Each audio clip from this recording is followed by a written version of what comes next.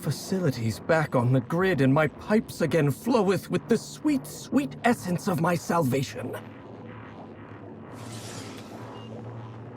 I suppose I have you to thank for realigning the machine. Of course, Jasper, you imbecile. Right, yes, of course. You'll need my voice to get into the chem lab. I'm obviously not coming with you, so I'm giving you a recording of my dulcet speech. This recording should get you into the chem lab. I hope whatever you're after is worth the trauma. I wouldn't go back there if I was higher than the mercury levels in a can of salt tuna. Wait, take my gun while you're at it. If you end up dying on Gorgon, there's a non-zero chance I'll feel partially responsible. Neither of us want that.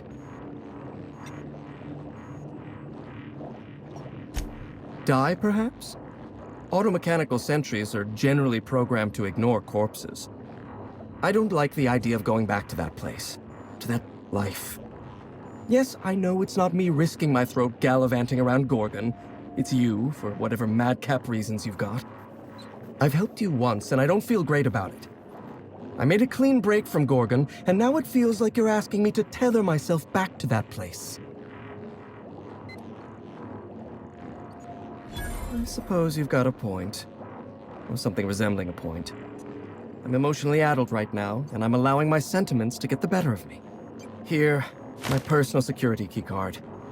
There's a hallway near the processing room. It leads to a security terminal. Use this keycard to unlock the hallway and disable security. Even if I wanted to talk about Project Gorgon, I couldn't. All my memories of Gorgon are intact, but they're in disarray. Like a book with its pages shuffled. Making sense of those memories requires clarity of mind. Clarity that only Sky High gives me. To tell you everything I know, I'd have to be dangerously euphoric. All right, just one inhale. Easy does it, Jasper.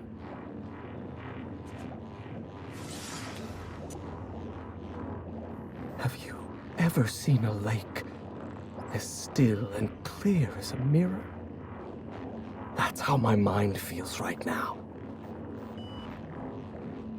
The disaster at the chem lab was my fault. I tested adrenatime on primals. I decimated my own research team. And I was a coward. I locked myself up in isolation. I told myself that I needed silence and solitude to perfect my formula for Sky High. But the truth is that I was ashamed.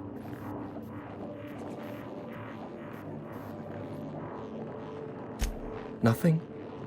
Everything? I told myself I needed a drug to help me focus, help me work.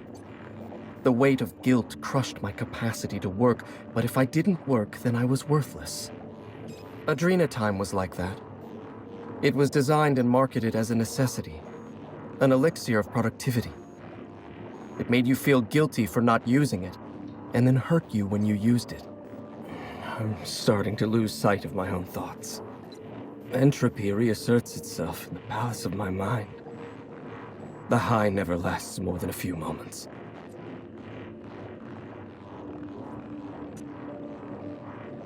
I suppose you're right. I do need to relax. Up you go, old friend. And just like that, the demons of my mind have all gone silent. I'm a scientist. My entire life is built on the foundation that science is a force for good in the world. I believed in Project Gorgon. Spacer's Choice didn't. The compound that we discovered on Gorgon had all the makings of an elixir. It could have been the greatest medical achievement since the discovery of antibiotics. I'm saying Spacer's Choice never saw anything in Gorgon beyond profit. Adrenatime would have taken years to develop responsibly. We needed time, resources, room to make mistakes. Project leadership panicked at the first sign of a mistake. They gave us no resources, slashed our time in half, and demanded we produce anything marketable. I'm starting to lose sight of my own thoughts. Entropy reasserts itself in the palace of my mind. The high never lasts more than a few moments.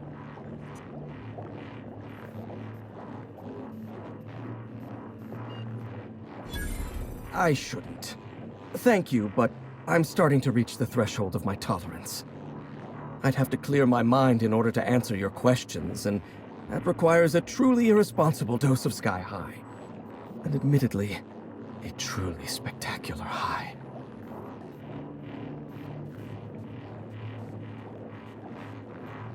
All right, I'll humor you. Indulge you even. For what better life could a scientist want than one spent answering questions? Up you go, old friend.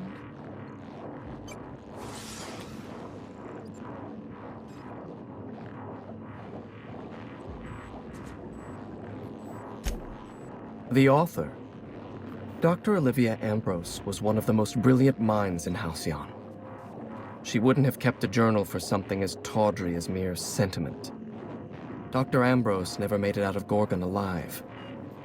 That's the sort of thing that happened to the project's best minds.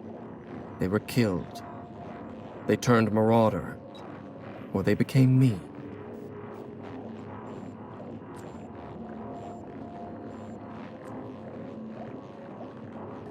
Gone. Like smoke in a breeze. Sky High clarifies my mind, and I can see that my confidence was only ever an illusion. I never had the courage to tell Dr. Ambrose that I admired her dedication to her work. I never had the courage to stand up to corporate on behalf of my staff. I'm starting to lose sight of my own thoughts. Entropy reasserts itself in the palace of my mind. The high never lasts more than a few moments. I can't tell you how badly I want another hit right now.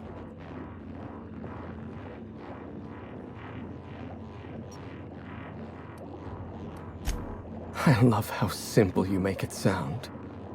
Cheers to at last freeing myself from the monotony of unremitting failure. You don't know how beautiful it is in my mind right now. No cares. No anxieties. No yesterday, no tomorrow. To forget time. To forget life. To be at peace.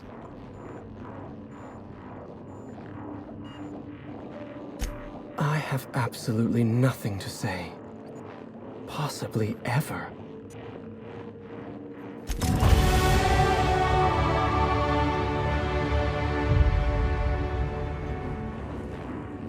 There's nothing